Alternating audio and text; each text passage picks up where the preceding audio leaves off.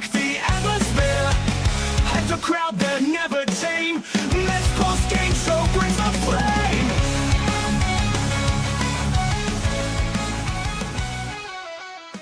And we are live on the New York Mets post-game show following a 3-2 victory for your New York Mets in this Sunday matinee. They salvaged the series versus the Cincinnati Reds after dropping the first two games. As always, Mets fans, we definitely appreciate your all's support. Please do subscribe, hit the thumbs up, all that fun stuff. Hit the comment section down below because you know what we're going to do in just a couple of minutes. But Rob, how are you doing today? How are you doing today? I'm doing good. It was a little fishy at the end, but they pulled it out. We got the W. Nothing special with the offense, but some key hits and some good base running that helped us get the win today and salvage the series. Absolutely. Great base running, especially from Juan Soto, who was going on contact, had a great secondary lead on the Luis Torrens fielder's choice to the second baseman, who decided to go home, and Juan Soto diving to go ahead and get the Mets that lead. That was awesome to see. Juan Soto was definitely hustling, and the New York Mets continue to be a really good base running team, especially with the stolen bases, as they have a really high percentage. But before we fully get into this post-game stream, it's been a while since we've been able to do this, especially together on this show. Mets fans, spam those W's, baby. The Mets are back in the win column. Let's go!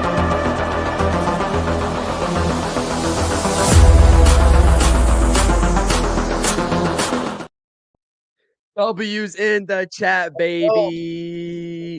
Days are just better when we have Mets victories on this channel. I love it. I love it. I love it. We got some W's already spamming in the chat. Shout out to Hayden LFGM. Frank is saying W. Lynn is saying W. John from Pure Adrenaline Sports. Make sure to go ahead and subscribe to John if you haven't done so already. Spamming the W's. And what a much needed W this was for the New York Mets. Yes, the Mets offense wasn't anything special, as we were talking about on the pregame show. If you missed that show, make sure to go check it out. We were talking about this game in the context of the Mets going into this game, going down 0-2 versus the Cincinnati Reds. But I definitely think that this was a much needed victory for the New York Mets going into this game, and they got the job done. And Rob, we're going to have the box score up here in just a second, but it starts with David Peterson, doesn't it? Oh, yes. I mean, music to my ears. 6 innings. Do you see the path that Mendoza has when a pitcher goes 6 innings? When they go less than that, there's so many different problems that can take place in decision-making for Mendoza. You go 6 innings, there's only a number of guys that you're going to try to use in the last 3 innings of a ball game. It is so much of a difference when a guy goes an extra couple of batters. It is huge. And you heard that I think, was it Gary Cohen? I believe it was, that the last time somebody went 6 innings was back in May, if I'm not mistaken, the end of May. Like that's an insane, like I believe that's what he said. And that's crazy to me. If that's exactly what he said, I was going back and forth watching the game. So I thought I heard he said that, but I mean, it wouldn't shock me. I mean, there was probably a lot of 5 1/3, 5 2/3 along that range, but that is a long time, man. That's over a month. Like that's not good.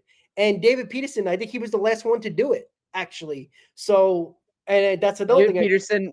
Peterson went 7 innings in Baltimore. He went 7 innings. So that was like July. So yeah, maybe not. Okay, so that was wrong. Okay, I thought he said something like that, but the fact that David Peterson was the last one to do it, and he's been the one that is the most, I guess, you're most confident in going 6+ innings. This is why it's so important, because if you get into a situation where Diaz throws so many pitches in the 8th, and I didn't like that move by Mendoza after Reed Garrett got that walk. I thought Reed Garrett was fine. He got that walk, and Mendoza couldn't wait to get out of the dugout to bring Diaz in. And you know what? If Stanek would have blown it, well, we would have had a conversation about not using Diaz in the 8th and keeping him for the 9th, but you had an extra arm in the bullpen because Peterson went that extra inning and went to the 6th inning. You had other options just in case Diaz got into trouble like he did to try to get the final out and threw a decent amount of pitches. And he was sick on Friday. So, who knows how much energy he had all around. But that's what happens when you actually go 6 innings. You give your manager options that are legitimate arms. I know we can't stand Stanek at times. Reed Garrett could be bipolar, but those are your best guys in the bullpen. That's who you're going to go to. And you have those guys available. You don't have to use them in the 6th or the 5th inning with runners on. You can, Brazaban, same thing. So that is the reason why you got to get these pitchers to the 6th inning. Even if you're trying to protect their arms or protect whatever you're trying to protect, you got to try to get them there. These guys should be throwing 90 pitches, the majority of them. I understand Manaya, but everybody else should be throwing 90 pitches, 90 plus pitches. There should be no reason why you're out of the game under 90 pitches unless you're really struggling on the mound. And that is just it's a perfect example when Peterson does it or when a pitcher does it, how much easier of a lane that a manager can go when it comes to bullpen arms in high leverage situations.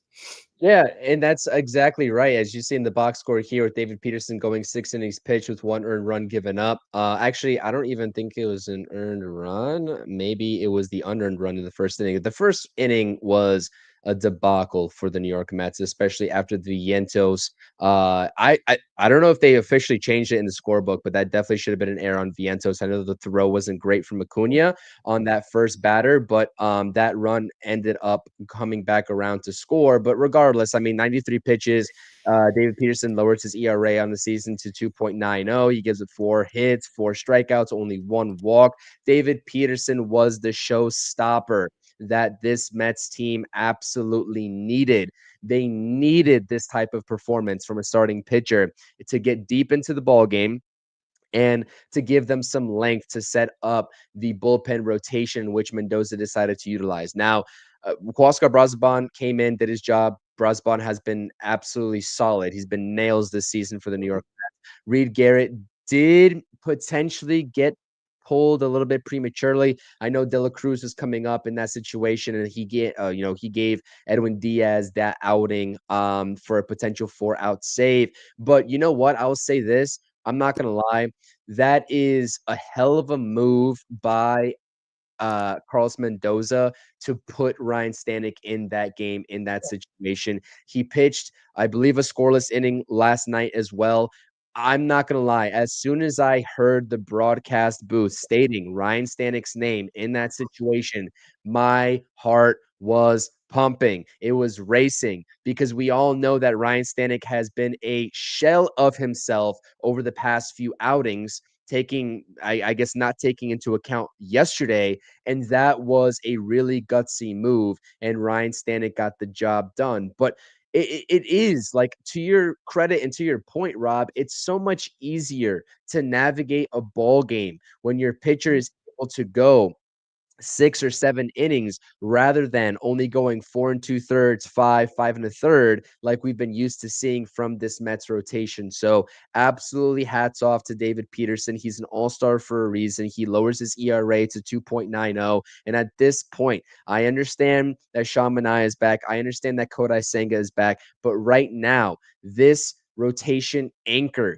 is David Peterson. And it's honestly, I have to just give him a round of applause because David Peterson, especially with how we've been talking about David Peterson over the past few seasons. I know last season was an anomaly. He came back in the second half and he shined. But before last season, we were talking about him as like a Tyler McGill 2.0. And so the come up that he has had has been exponential, and this team is reaping the benefits because of it. I believe the broadcast booth actually stated this fact in that David Peterson's last 10 starts or 9 starts at Citi Field. They're 9-0 and they make that 10-0 in this game. This was a much needed game, and I am just relieved. Now, we have a lot to talk about with the offense as well, because the offense still wasn't super reliable. It wasn't really consistent. And they only put up 3 runs.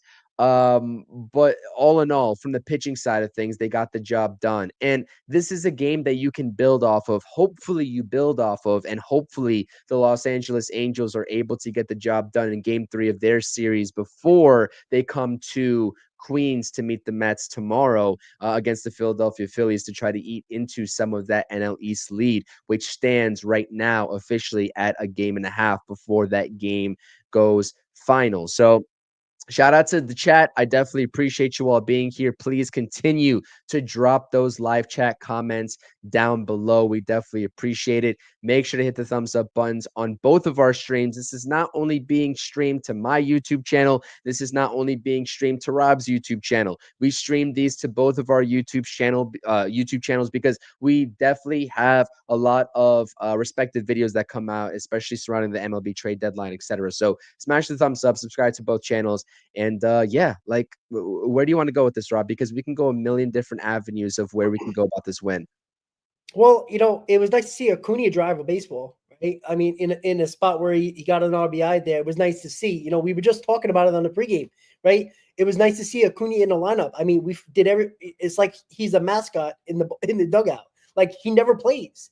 And it was nice to see him get an opportunity there in a 9 spot and get the job done and drive the baseball. Now, he made a couple of bad throws, or well, I wouldn't say bad throws. The first one to Vientos he should have had, but it wasn't a throw that was right to the chest in that play. And the double play ball was another bad throw, which wasn't good either. But other than that, it was nice to see him driving the baseball a little bit.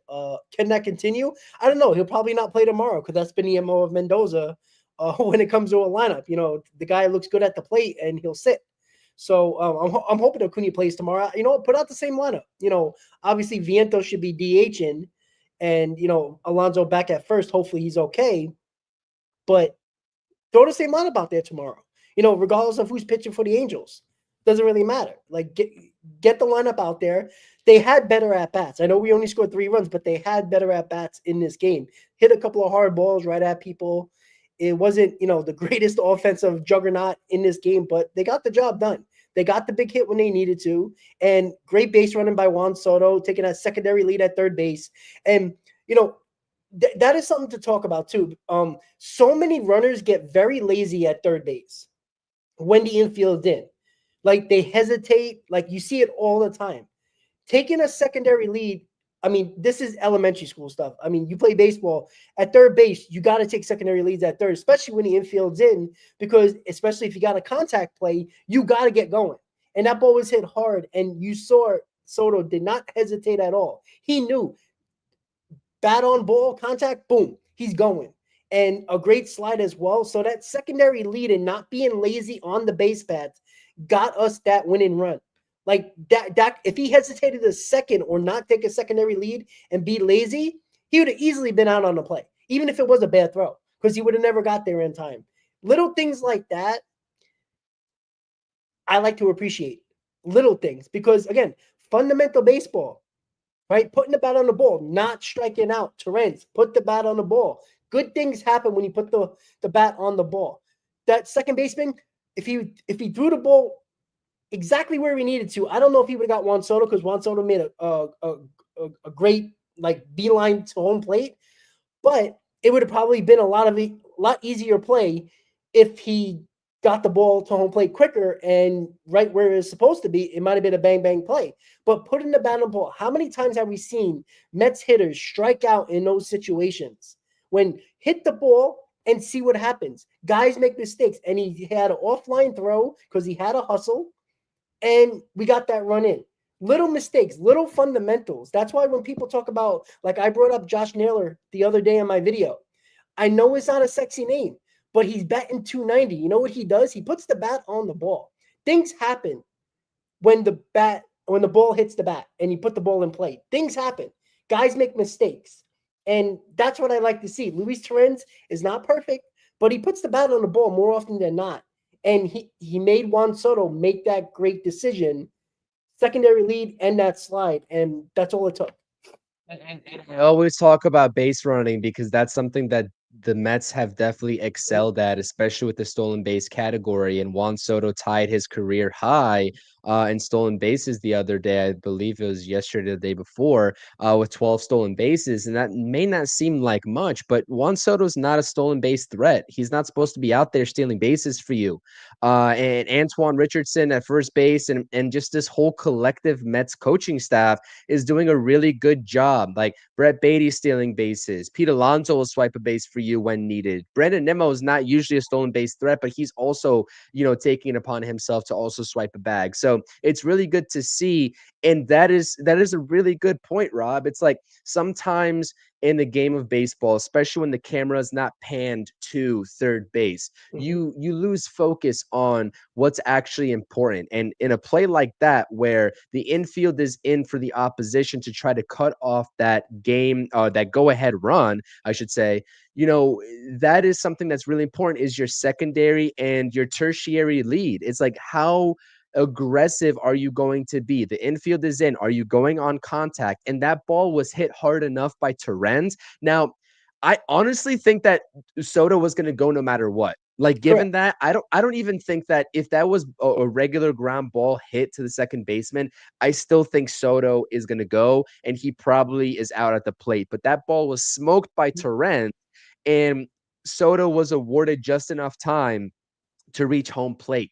And it's really a credit to just like the preparation aspect of that secondary lead that he was able to get. And that's also a credit to Luis Torrens. Even though he wasn't able to get the ball out of the infield, he hit a baseball really hard somewhere, and good things happened for the New York Mets. So I definitely agree with that aspect, and just the overall base running, and especially when we're talking about the trade deadline, a team that is already stealing at a very high clip. They have a very high success rate. They're 80+% success rate in this season on stolen bases. And so maybe the Mets try to go out there and get an everyday starter or a platoon player that is also able to steal them a lot of bases. I know Cedric Mullins is one name that we definitely talked about in the pregame. I talked about it on my channel. He has 13 stolen bases, and he's looking to become a 2020 candidate with the home runs and the stolen bases this season. And that'd be a decent addition to the team on a platoon basis. And we talked about that. But the reverse splits, let's get back into that, because the broadcast was also talking about, as Oliver was pointing out in the chat here,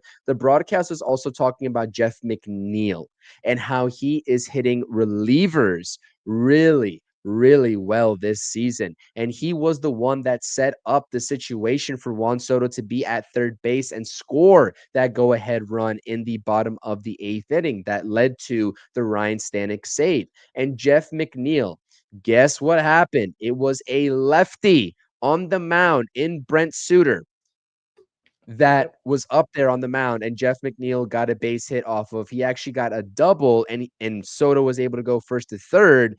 That is awesome baseball, and that's the type of baseball that sets things up for success. Now, the other thing that I wanted to point out here, I want to get your thoughts and opinions on it, because I know a lot of people are not really into this aspect of the game, but you saw it early on with Luis Angel Acuna and Jeff McNeil as well. The sacrifice bunting, and Jeff McNeil also tried to get a bunt for a base hit in that last at bat before he doubled. Are you a fan of it? Because I saw the Mets trying to do something. They're trying to do something with that, whether it was bunting for a hit or a sacrifice. I think Acuna and McNeil ended up with a sacrifice, but it definitely looked like at least one of them was trying to bunt for a base hit unsuccessfully. What do you make of that? Because I see the Mets, when things aren't going so well, potentially, they're trying to play a little bit of small ball, and rewind back. I forgot exactly which series it was, but you saw a successful hit and run with the New York Mets. And I think it was Torrens who executed the hit and run. I believe it was Jeff McNeil who was actually stealing on that pitch a couple of series ago. And it just seems like the Mets, when things aren't going their way offensively, they're going to go and revert back to that old school, old baseball mentality of small ball. What do you think about that? I'm very curious about your thoughts on that. Yeah, that shows you that Mendoza's in the game, right? He understands that this offense has not played well, so you got to try to manufacture something that otherwise probably wouldn't happen or hasn't happened as of lately all season. So he's trying to figure things out and trying to get it going by hit and runs, which is basically a dying breed in the sport. Same thing with sacrifice bunts. Even if it was for trying to bunt for a hit, when you're not getting hits with runners on base, you got to try everything you can to advance runners. And why not try that? It shows you that Mendoza is in the game, right? He's not going to make the right decision every single time. He's not. You're going to disagree with some decisions he's made, but I want a manager to be in on the game and knowing what's going on with his team. And clearly Mendoza was like, all right, things are not working out here. We're not scoring a lot of runs. We scored 9 total runs at the moment. It was like 7 total runs during this aspect of the game when the sacrifices were happening. You scored 7 total runs in a game in the series at that point. You need something. And I like the fact that Mendoza was like, all right, let's get a sacrifice bunt here, or at least try to sacrifice for a hit. Either way, you're going to try to, advance a runner. It's establishing, the defense moving around, not expecting it. Maybe a bad throw moves a runner to third, something like that. It's making the defense, prepare for something that they're not preparing for, maybe make a mistake. And it's just something to wake up the team as well. Because, if you're Jeff McNeil in that spot, like you're looking like, you want me to sacrifice if that was a call from Mendoza. But when a manager actually has the feel for his team and realize that this team is not doing well offensively, especially in this series coming out of the All-Star break, you got to try everything. You try and hit and run, you try and sacrifice. It's nice to see. And, it is what it is at this point. Do I want to see it often? No. But when you're doing it with Acuna, I'm perfectly fine with that. He can beat it out at any given moment. And if it happens just to be a sacrifice, all right, you advance a runner. So I'm okay with it. It shows Mendoza's in the game. It shows that Mendoza's trying everything he can to get this offense going. And I have no problem with it. And I like that little, little difference in what we see in today's game is just swing for the fences and hope for the best. Because you saw it in this game today, Chris, with a couple of Mets at bats. How many times they were like Pete Alonso? He was waiting for a breaking ball. He was looking breaking ball, and that fastball right in the inside corner, boom, strike 3. And it was 89 miles an hour. Like Chris, we talk about this all the time. I don't understand, as good as these hitters are in this day and age of, all the technology, all the information they get, why do they look breaking ball and adjust to the fastball? Do you know how hard that is as a hitter? It's nearly impossible to do. You might be able to foul it off, but 9 out of 10 times you're either going to be looking at it for called strike 3 or you're going to be swinging very late at it. It's just a bad philosophy, and I don't know why. And it's not just the Mets. It's around baseball. How many times guys are looking breaking ball and either swinging late on a fastball or just looking at it right down the middle. It's amazing to me. Yeah, I agree. I still think that the Mets offense, there's still a lot left to be desired. And today doesn't really change that fact. I'm fully aware of that. And if not for a decent bullpen outing or a decent start, a really good start by David Peterson, then, things might have turned around and been like last night or the day before that. I think the Mets need to cling on to something. Like, we're at this point of the season where the offensive struggles have been just very persistent. And again, really today is no different, although they do come away with the victory, that they need to cling on to something to try to get something spiraling and rolling over into the next day tomorrow versus the Angels with Kodai Senga on the mound. So, and like you just said in the chat, nobody is saying that the Mets played well in this game. Like, that's not what it is. No. But we're saying that they did something a little different, right? And as Oliver is saying in the chat, I think that's a perfect segue, is like, the biggest difference today is that the bottom of the order actually contributed to the offense in total of this game, right? Bottom of the order each had a base hit. And we're going to go ahead and look at this here real quick. Acuna with the 1-for-1 day RBI, and that was I think somebody in the pregame show actually said, have we seen, I think it was actually Joel, have we seen Acuna hit a baseball to the warning track this season? Well, he did today. He did today. So that comment definitely worked for him with an RBI double.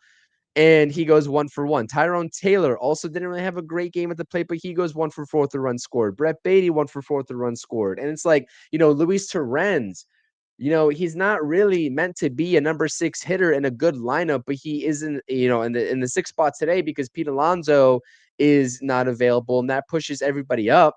He goes 1 for 4 with an RBI, and that RBI was the fielder's choice in the 8th inning.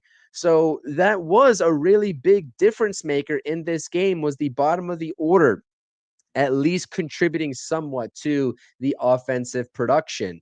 And I think the biggest thing for me offensively is that Francisco Lindor needs to get going. There's no way around it. There's no way around it. He is in a brutal stretch right now. The numbers, all of the numbers are going down with Francisco Lindor.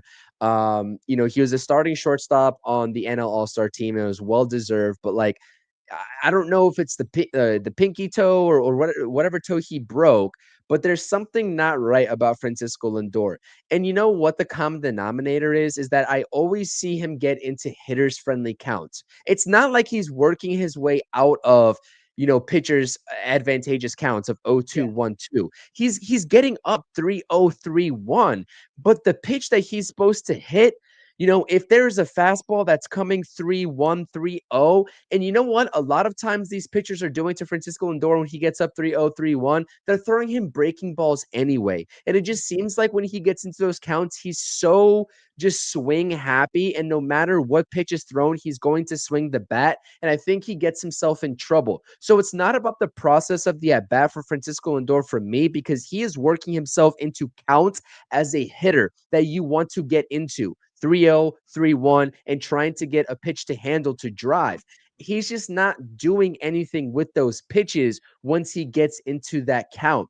And as we've said numerous times, as people have pointed out in the chat numerous times, and we said this on the pregame, this offense, when Brandon Nimmo is hitting, it does better, right? Pete Alonso is hitting, it does better. But there's no barometer of success that this Mets lineup has than Francisco Lindor getting fully going, because this offense goes as he goes. And unfortunately, he is just in a rough stretch right now, and he needs to find a way to get out of it.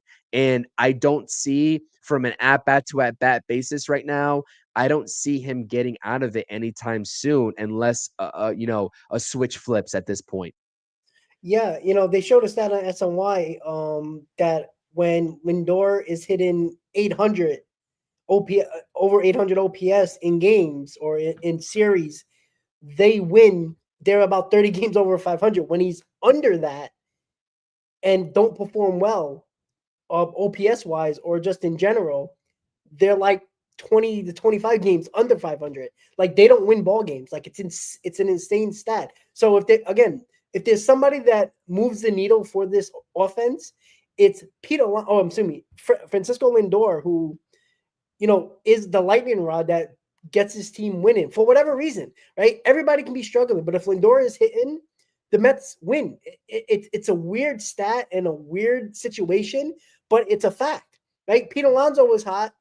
Soto was hot. Look at the June we had. It didn't matter, right? You know what I related to? I almost related to last season when Francisco Alvarez was struggling, but the pitchers and the Mets were winning because he was starting as the catcher rather than him not starting. I almost related to that in a way.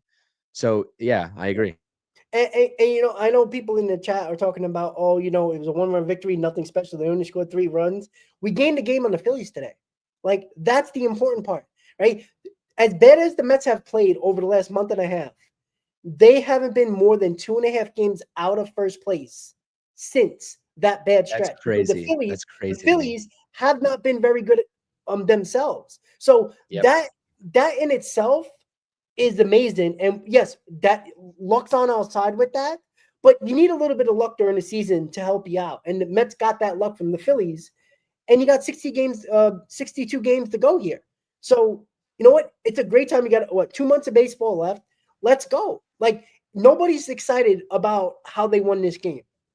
Nobody at all. But you needed to find a way to win by any means necessary. You can't get swept at home after the All-Star break. You just, especially against the Reds, you cannot do that. They've been playing better, but you can't do that. and they needed to salvage this victory. 3-2 victory is the same amount of wins as a 10-0 victory. It might tickle your fancy a little bit down below, but it doesn't do anything except one win. That's it. We're overlooking everything here. Like, we're going to criticize, we're going to critique the game and critique the lineup, but they won the ball game. That's what's important. That's the only thing that's important. Yeah, and I think that I want to bring up this comment from Red Bear Fox. A win isn't a win; it's how teams win. You think they can keep winning games like today? Be happy they won is fine. Realizing the way they won is as important. And listen, there's some truth to this comment in that quality of wins matters to an extent. But what we're talking about, because Rob, you and I come on our channels and talk about this Mets team every day. It's not like you see us once every week, right? It's not like you see us once every 2 weeks. You see us once almost every single day. And every single day this season so far has brought a new adventure and a new outlook to this team for us to talk about. And with the way that this team has been going for the past, let's say, 4 weeks, and the numerous of rants and chats and just like different talking points that we've been having to come on here and talk about this team with, you think that we're seriously not going to take this kind of win from this team with the way things have been going? You are out of your mind if you think that we're not going to take this type of win with this roster and this bullpen that is in shambles. Like the deadline is coming up. That's a chance for the Mets to get better at the deadline and to become a good team. This Mets team, objectively, right now, with the roster and the names on this roster, isn't really a great team. But with help on the way, with the trade deadline, they can become a good team as everything comes together. And what we're trying to say is that this type of win, hopefully, we're hoping, nothing is a fact with a 162 game season, but we're hoping this translates into something more and that we can come on here in mid-August, once the trade deadline is fully done and guys get integrated into this team, whoever is coming and whoever is going, and they're able to build off of these wins. Because just as we said in the pregame with the games in April and May, and those are must-win games, and it's not just April and May, those are games you need to win if you have a brutal stretch down the season like the Mets have had. It's no different. That doesn't stop because you take any win you can get, especially when you're not playing the utmost respectable baseball, which is what the Mets have not been playing. So, yeah, we understand. Like, I don't think anybody doesn't understand this comment. Like, we all understand that the quality of this win isn't great and that we should expect more from this Mets team. I think everybody's expecting more from this Mets team than a 3-2 victory in one game of a 3-game set versus the Cincinnati Reds. Nobody wants to see that. But this is something that hopefully they can build off of. And I think that that's just what I want to say about that comment is that I don't think people are getting it misconstrued. We understand that. We are expecting better. But if this is what we've been dealing with over the past month, when you've seen us on a daily basis talking Mets baseball, when they've been objectively, let's just call it for what it is, sucking, we're going to take this 3-2 victory all day, every day. Yeah. And talking about that, have you seen the Phillies this year? If you want to critique them, they supposedly have a better offense, and that has been statistically looked at. And obviously, they clearly had a better offense this year. But look at the games they've won. They don't win low-scoring games. They don't. They don't win one-run ball games. If they don't bludgeon their team and beat them by a large margin, they don't win. So they got the same problems the Mets have. They don't have no bullpen. They do have a really good offense, but if they don't outscore a team like 10-1, they have a hard time winning games. That has been them the whole season. That has been the critique. And obviously on the last couple of shows, the last week or so, I've been listening to Philadelphia sports radio, and that's all fans been talking about is that when they're in one-run games, when they're in close games, no matter if it's a 10-9 game or 2-1 game, they don't have faith in their team because of their bullpen. And it's different than what the Mets are going through. But in the same aspect, both NL East, contenders right now are having similar issues in different aspects of the game. Like, it's been a problem for both teams all year. The Mets offense And the lack of either getting pitching that is good, especially in their bullpen, or they've gave up a lot of big leads this year, the Phillies, their bullpen. That has been a trend. So they have just the same amount of problems in different ways than the Mets have. That's why they haven't ran away with this division. And why the Mets have not been more than 2.5 games out of first place since June. Like that is a huge deal to look at as well. So, sooner or later, look, the trade deadline is going to get hopefully gets both of these teams better.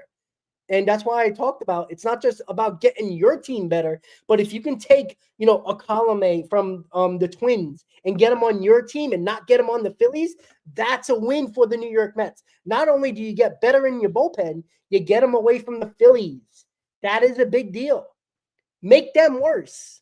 Make it harder for them to get better in their bullpen because that's probably what they're lacking only.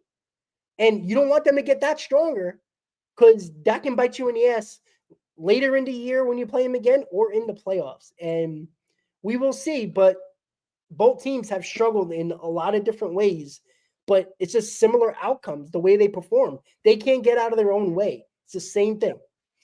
So, and if you want to see a little bit of a trade deadline preview and talking about what teams can and will do, you can bet your bottom dollar that the Phillies are going to go out there and get a big bullpen name because, as Rob said, that's what they're lacking. And there's been very heavy talks with them being linked to Duran, the closer from the Twins, and we'll see what the Twins do. And that's why I made the video on Class A because, the Guardians are also still trying to figure out what they're going to do. But I think that no matter what the Phillies do, the Mets, if they want to keep pace with this division, as they're only a half game out, they have to match them deadline by deadline move, right? Deadline move by deadline move. They have to match them because right now, it's really both of these teams trying to give each other this division, really. I mean, with how bad the Mets have been playing over the past month, you'd think that the Phillies would be 5 or 6 games ahead by now, maybe even more. And they're not because they keep on giving games away the same way. So it's not just the Mets doing this, as Rob said. I'm just summing up his thoughts here because I see exactly where he's going with this. It's like the Phillies, if you listen to Philly sports talk, Philly sports radio, Philly sports podcasters, they're probably saying the same shit that we're saying right now. I'm not gonna lie, and excuse my language, but like they're saying the same shit that we're doing, that we're saying right now, and we're saying on a daily basis. You think that we're the only fan base going through this right now? We're not. The Philly fans are like, wow, the Mets lost to the Cincinnati Reds and we didn't gain anything on them since the start of the second half. And it gets at them because they know that the Mets are right there within striking distance. So that's the overall point of what we're trying to get to. We understand the roster flaws of this team. You think that we want to sit here and watch Brandon Waddell in the game, right? We don't want to watch Brandon Waddell in the game, let alone starting as an opener. We don't want to watch that. Nobody's advocating for that. There's moves that need to happen. And that's why we're so into these deadline videos, is because we know that this team can improve so much and it needs to improve so much to where we really want this team to be. And we're hoping and praying that David Stearns in this front office also realize the same thing, even if they have a 5 or 7 year plan. Make these, names available. Make these names available for trade and make this team better. That's the bottom line. So yeah, that's really all I'll say on that. But yeah, let's go ahead and talk about this comment right here. I think we're gonna talk about this comment right here. Yeah, so this is a loser mentality. This is what annoys me about Mets fans in general, because again, I've seen it all around Twitter. I've seen it everywhere, and this is a loser mentality. If the Phillies won't want to trade Painter and/or Miller, then I would not try to beat them in an offer and would throw a block party because they just weaken their farm. So what? We're going to win a minor league World Series? That's what you care about? Who cares? The fact that if the Phillies are willing to trade Painter and Miller, right, that's probably going to beat most offers the Mets are going to offer, even if they put their best guys out there. But you can't just sit back and say, all right, well, now if they get Duran, if they get, let's say 2 high leverage bullpen arms, clearly the Mets are trying to look for 2 high leverage bullpen arms. You cannot let the Phillies do that. Like, I'm not saying that it's all going to work out and you're not going to put your best offer out there, but giving you your 10th and 12th best prospect and think that's going to win you a trade when they have a 5th and 6th prospect going in their trade, who do you think they're going to take? They're going to take the Phillies offer. Like, it's such a loser mentality, and we got to stop this. You are drinking the damn Kool-Aid of this Mets organization for years. They throw these prospects down your throat for years. And when they don't perform, all you guys do is bitch. You're doing it right now with Vientos, Beatty, Acuna, and Mauricio, right? How many of you guys said the same thing about those guys not trading them? This is the problem. Do you want to win, or do you want to win without doing anything and not giving up anything in a farm and hope for the best? Because I'm going to tell you this right now. If they don't have a big deadline, good luck trying to win a World Series. Maybe we can get very lucky and get luck along through this whole stretch of playoff games into the World Series. Great. Maybe it's a lot of luck. You don't win on luck every single time, guys. I'm sorry, right? The Mets were lucky last year. Let's be honest about that. They were very lucky last year. But guess who was in the World Series? Guess who won They the got World hot Series? at the right time. At the right time is what they did. Sure, They got hot at the absolutely, right time. exactly. But the whole thing, it's such a losing mentality. It's no disrespect to your comment at all. But this is what I hear from too many Met fans. Like, there's so many people, oh, this guy, I don't want him to be traded. Even Chris, who was so on point when he said, I don't want to trade Jonathan, right? He's been adamant about that most of the year. But even he said in the pregame that if there's a trade that can happen and Jonathan is the reason why it's held up because Jonathan's not in the deal, you have to make it if it's going to make your team better, right? Again, we talked about this. Nimmo's 32 years old. Lindor's 31. Pete Alonso's 30, non-extended. These guys are on the other side of 30. When are you going to win? You pay these guys massive amounts of money to keep them here long term. You can't wait until they're 35, 36 years old and all these guys are DHs. Like, it doesn't work. You pay these guys to win. You got to start doing it at some point. You can't keep on half-assing deadlines and blaming everybody else but the guys in the front office who are not doing it. You have enough guys in your farm system where you won't deplete your farm system to the point where it's like last in the league. You can give 3 or 4 prospects away in your top 20 and you can survive. It starts with better drafting. It starts with pinpointing which guys you don't want to get rid of. Obviously, you got your favorites. Stearns has his favorites. But you can't handcuff yourself and say, well, 4 of my top 6 guys in my farm system are untouchable. Which team is going to pick up the phone? It's just an idiotic thought process. You're drinking the Kool-Aid of this organization again. The Wilpons did it for years, glorifying Fernando Martinez, Lastins Millage, on and on we go. And we deal with the same shit. And when they finally pulled the trigger, it ended up being Yoenis Cespedes. And that one guy took us to the World Series, along with others in those trades. That is the difference, guys. And again, if you want the Phillies to do it, then don't bitch when the Mets lose, because you'll be the first one bitching and moaning that the Mets didn't do enough. They should have done more. They're losers. They're never going to win. Well, you just wanted them to do exactly what they did, barely anything. And then when they lose, you're the first one to come out with a microphone bitching and moaning. You can't have it both ways. You can't win and half-ass a deadline. You can't half-ass this deadline every year and hope that things work out for the best. It doesn't work like that. Yeah, I listen. I said it. I also said this on the pregame. Like if there's a prospect that a team wants for the right deal, I would like. So the 2 names I'm always stuck on is Tong and Bend, right? That's the 2 names that I'm always stuck on. If there's a right deal, okay, so be it. Do I think that Stearns would do it for those 2 guys, let alone a guy like Jet Williams or Brandon Sproat? Maybe not. And I apologize. I haven't read the John Heyman article that you're talking about in the pregame. I still got to read that. But I still think the Mets farm system outside of the main guys, and the main guys, when I say quote unquote main guys, I'm saying Tong and Benj. Like those are the two guys that I have identified previously. I still think that they have enough to make and wheel and deal deals, outside of those two guys without having to give up those two guys. I equate I know Painter is the one that you're talking about. Let's look up while we're live on this chat. Let me look up Philly's top prospects because I listened to some Philly sports talk radio or whatever. Painters, I don't think they're going to get rid of Painter. I mean, they can. It's Aiden Miller. Aiden Miller is like the number 20th ranked prospect in all the MLB pipeline.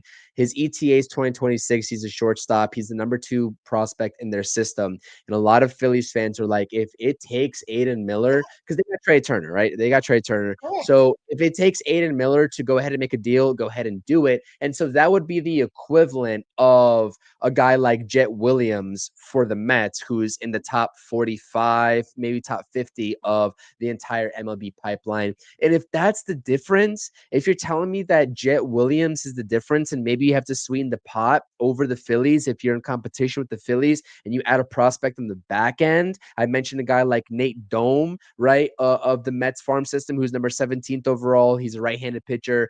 He just got promoted to high A ball. Like you do that type of deal, right? You do that type of deal. So there's a lot of different ways in which the Mets don't have to really touch their top 2 quote unquote untouchables, but you can't, as you said earlier, Rob, like you can't make 4, 5, 6 guys untouchable. You have to identify maybe 2 that you really want. And if it comes down to a guy like Brandon Sproat, right, who has struggled in AAA, because this is the one thing that everybody talked about Luis Angel Acuna before he stepped foot on a major league diamond. Look at what his AAA numbers are, right? They're not good. So is he going to be good at the major league level? I don't care about AAA numbers, but that's what a lot of this Mets fan base said. That's what a lot of this Mets fan base said. Look at the AAA numbers. Okay, so look at Brandon Sproat's AAA numbers. Are we going to prospect hug onto Brandon Sproat? Because he has a 4.73 ERA right now. He had a 7.65 ERA in AAA last season. Is that going to be the barometer and what we judge these prospects on? Versus staying and going and who's untouchable and who's not. So like there's a lot of different aspects and a lot of different variables at work here in which, and I'm not as well versed. I will never claim to be very well versed into the Mets, farm system as a lot of other content creators. I think Ernest Dove does a great job. I've had Ernest Dove on my YouTube channel multiple times on a live stream talking about, the Mets farm system through and through. Go subscribe to his channel. He does a great job. I forgot let me look up his YouTube channel. I'll toss it in the chat. I can't name it off the top of my head, but he does a really good job on Mets prospects. If you want the full prospect outlook, go to Ernest Dove's YouTube channel. Go subscribe there. Does a really good job. He got shouted out by Steve Cohen because he does such a good job. But like I'm telling you right now is that, we understand what the top 10 is. We may not be well versed in 11, 12, 13, 14, 15, 16, all the way through 30, but we know the top 10 pretty well. We know the top 10 pretty well. And I'm going to tell you right now, outside of Carson Bench and Jonah Tong, I was a big Drew Gilbert fan when he first got into this organization. I just had a YouTube video talking about, a trade package with the Diamondbacks for a guy like Suarez, and which we would have to part ways with the replacement if Pete Alonso walks and Ryan Clifford. I'm okay with doing that and taking that chance if that's what it takes to get this team better. So, yeah, that's all I'll say. And going back to what Radiant said in another comment, right? I go back to Twitter a long time ago, 2015. It was about 10 years alive, and social media was starting to pick up where moves are getting announced on Twitter before anybody else knew. Right? 3 comments during the 2015 trade deadline when there was conversations in the last few hours of the trade deadline about Michael Fulmer, the Mets' #1 overall pitching prospect, right? Can't get rid of him. He's outstanding numbers in the minors, just a phenom pitcher. 3 comments. Here's the first one. I'm not going to give the names because I don't even know. I'm not going to, disrespect anybody right now, but this is what 3 people said. And I've saved these for a long time for all trade deadlines. I have a list of years because it's the funniest thing ever, right? Oh, great. We're going to get a guy that strikes out too much, that might have a good arm in the outfield, but strikes out way too much and had no plate discipline for a top pitching prospect that we're going to need. Boom. Number 2, Why get Yoenis Cespedes? There's so many other better guys out there like Justin Upton and Jay Bruce. All right, there you go. That too. Here's another one. Well, I mean, now we don't have no pitching prospect that we can count on, even though we had DeGrom, Syndergaard, Zach Wheeler, even though he was injured, right? We had, we had all these guys, right? And people are worried about that. Like, nobody's saying to trade Jonah Tong for a rental, okay? That I don't understand. That wouldn't make sense. Now, again, I still rather have the proven player because it gets you an opportunity to win now. But if it happens that Jose Ramirez becomes available, right? Let's just say this out there, right? The Mets are looking for a bat. It doesn't seem like center field you're going to get a big bat. Cedric Mullins is not a big bat. It's an upgrade, but how big is it? I don't know, right? Luis Robert is not an upgrade. It's not a big upgrade. But let's say the Mets says, you know what? I don't want to give what they're asking for Cedric Mullins. I wouldn't give Jonah Tong for Cedric Mullins, right? I wouldn't do it for Luis Robert. I wouldn't do that either. But if Ramirez comes available in Cleveland, let's just say, like just hypothetical here, you give them whatever you got to give them to make that happen. You know why? Because he's right in the middle of that lineup. He's a damn good hitter. He's a pretty good defensive third baseman. And you got the bat. You solve a problem that has been a whole all season at third base, and you get the bat.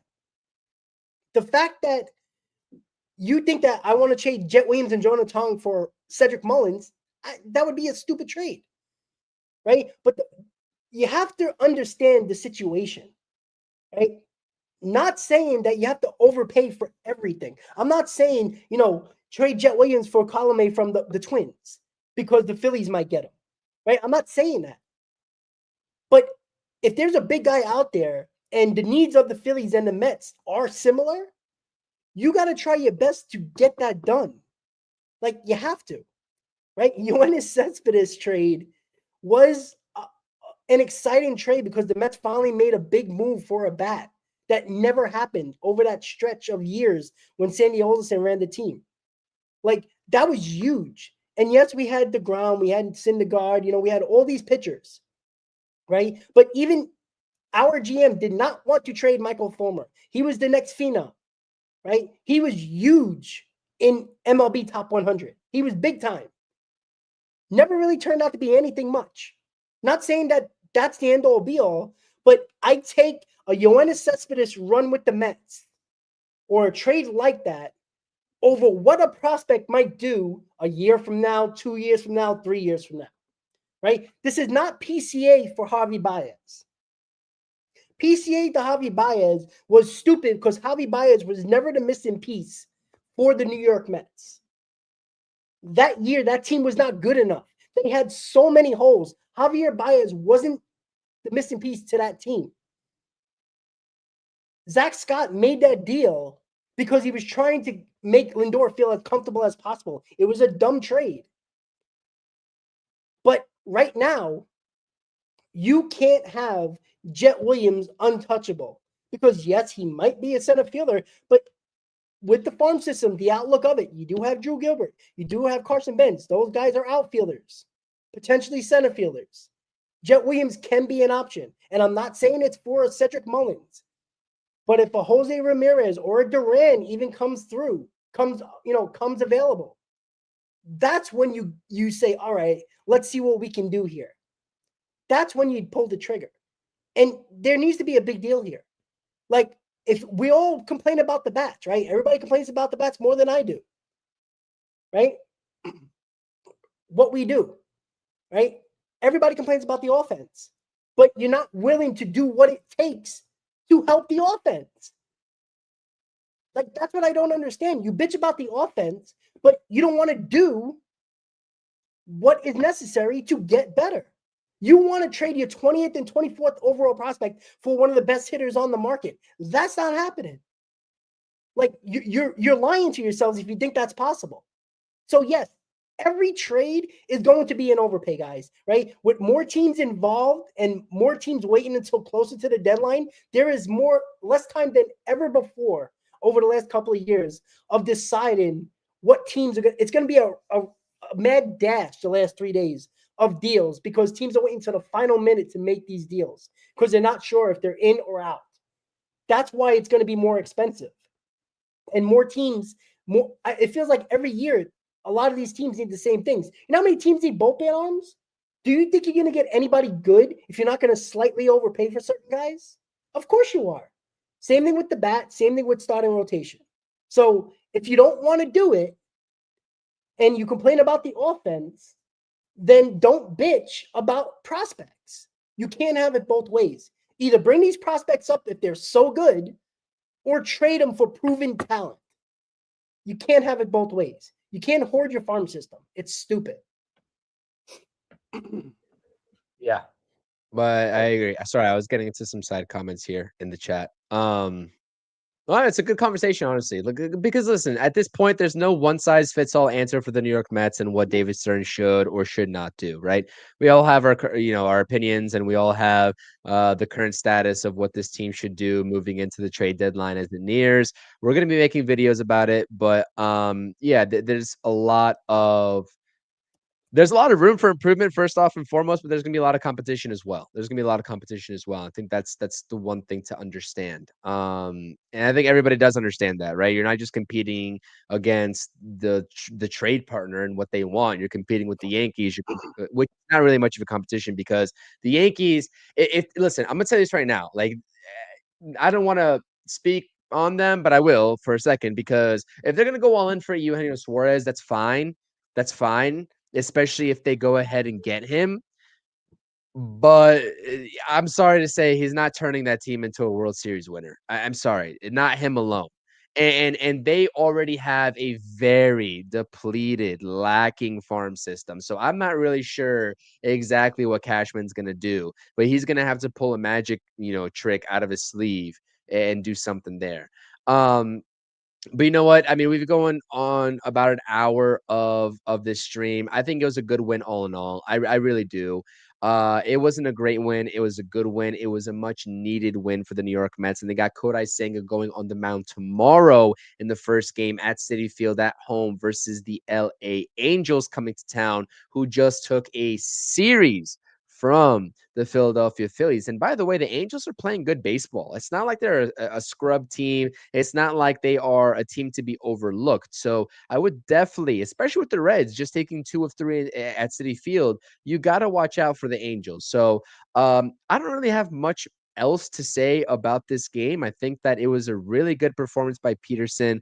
Good job from the back end of the bullpen to get the job done. The offense still needs a lot of work. We're going to be talking about the offense endlessly for the next couple of weeks, especially as they try to continue to hit with runners in scoring position. But Rob, what else you got here? Yeah, just some breaking news for Francisco Alvarez. He's getting called back up, so that's some news for the Mets. Good. Be good because I can't watch Luis. Luis Torrens is like this series. I think he had a decent series against the Reds. So Alvarez is getting called up. He's got 11 home runs in AAA. Hopefully, and you talked about it in the pregame, right? It was the defense that they were really trying to hone in on for Francisco Alvarez. And we just saw a very big blunder by Luis Torrens in yesterday's ball game too. He did throw a runner out today, and he's been really good at throwing runners out as, in comparison to Francisco Alvarez. So hopefully there's no drop off there. But with Francisco Alvarez, like with the prospect that he was coming up as a catcher, like we really defensive side for me, because like the defense is like whatever. We need his bat to reinvigorate this lineup. We need that home run potential with his bat moving forward. That's it. That's the bottom line for me. He can bat 230, just hit bombs. Like they got to stop giving him too much information. He needs to not think at the plate. Just go after it, like he's done in the minors. It feel like a load of the pressure is off. Like they were working on his defense, and hopefully that triggered something mentally at the plate. And hopefully he just goes up to the plate and just hits. Don't think about what coach is telling you what. Just go up there and use your natural talent. Like that's all he has to do. Just a final thought. I will be having on Noah Hiles on tomorrow's Mets trade deadline show, the first of the week. Noah Hiles is a beat reporter for the Pirates from the Pittsburgh Post-Gazette. I got in touch with him. I'm gonna do a recording in the morning tomorrow, and then I'm gonna post it on the live stream during that stream, just to go over it. It'd be about a 10-minute video or so in regards to what he's listening to or what he hears in regards to potential trades with the Mets and the Pirates, and a couple of other questions he's hearing around baseball with the Mets as well. So Noah House tomorrow. It's going to be on the live stream, MLB trade deadline show, Mets trade deadline show tomorrow, first of the deadline period. So it's going to be fun, and I hope you got some good news for us, Chris. Yeah, absolutely. 100% looking forward to watching that. Make sure you all check out the trade deadline show tomorrow with Rob. Both channels got you covered throughout the end of the week as well, talking about potential trade candidates and trade news, trade rumors. I mean, there seems to be a Bowden or a Heyman report every single day. And I think at this point, this early on, there is a lot of speculation. Like nothing is concrete, nothing is solidified. But as Heyman was reporting with maybe some of the prospects, maybe he's getting in touch with some of the teams that are going to be sellers this deadline that he's has identified as sellers. And, he's kind of poking and prying of, this team, this contending team, the Mets, like, what have the trade talks been like with them? And maybe that's how he's getting the information. So, there's a lot of different ways that these media members could be getting this information. But I think the breaking news that we just got, received here in the last couple of minutes is that Francisco Alvarez is being called back up from Triple A Syracuse. He's going to be called back up. And he's got 11 home runs. He just hit his 11th home run today against AAA pitching. We'll see what value he's able to bring the New York Mets offensively and the offensive struggles that they have had so far. But ever since going down to AAA, let's see here. He's played in 20 games, a 268 batting average, over 1,000 OPS at 1,098. 10 home runs. This is going into today's game. So he's got 11 home runs, over 23 RBIs. We'll see if he is the needed addition to this lineup before the trade deadline, and we will continue to see if the Mets are going after a bat. But the New York Mets are victorious in this game that we were recapping 3-2. It was not pretty. It was a little bit ugly, actually, especially at the start of it, but they get the job done. Ryan Stanek gets the save. Edwin Diaz is your winning pitcher, and Brent Suter, especially with that Soto slide off the bat of Luis Torrens for the fielder's choice as the go-ahead run, is the losing pitcher. The New York Mets improved to 56-44 on the season. That's 12 games over 500, and only, even despite the struggles, only a half game out of the Phillies for that division lead. So a lot of trade deadline talks. We all know, I think we all understand that this team needs to get better. And we're going to try to identify ways that this team could get better at the deadline. So as for this show and as for myself and Rob, please do make sure to hit the thumbs up button, subscribe to the channel for all your latest Mets news and content. We definitely appreciate it. No matter what support you can give us, we definitely appreciate you all chopping it up. Even if you don't agree with our opinions, we definitely appreciate the respectable conversations that can be had about this team, especially in some tough times. So that's going to be it for us. Let's go Mets. Until the next video or stream on each of our respective channels. Let's go Mets. See you all later. Let's go Peace. Mets.